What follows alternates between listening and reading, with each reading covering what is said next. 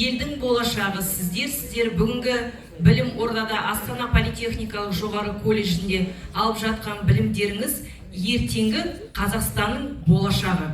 Сондықтан да болашағымыз әрқашанда жарқын болсын, көк туымыз көк аспанда желбірей берсін, еліміз тыныш, жұртымын аман болғай.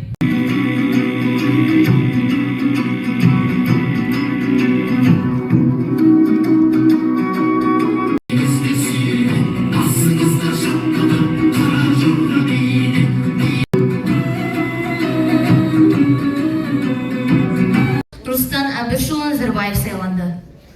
4 июня 1992 года были утверждены государственный флаг, герб и гимн Республики Казахстан, а также собственные награды. 1993 жылы 12 қарашада президенттік ұлттық валютаны енгізу туралы жарлық қабылданды. 30 августа 1995 года на всенародном референдуме была принята новая Конституция Республики Казахстан. 1991 жылы 2 қазанда тұңғыш ғарышкер қазақ Тоқтар Әубәкіров ғарышқа ұшты. Қазақтың астақ белі, махаббат қайрат егеуде, шымырған көңілменен, ұлтының желбірегені, жаныма сендіңда, осы бірге шырқан менімен.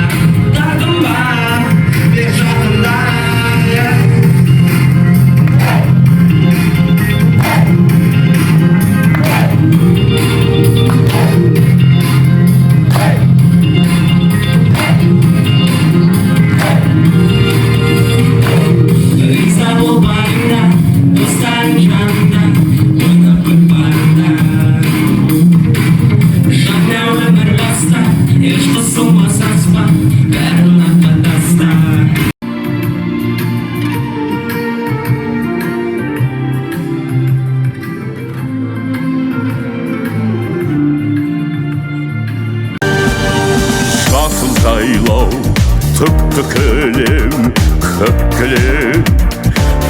кілемде көп ойнаймын, көк кілем маңдайымнан сыйпап өткен самалды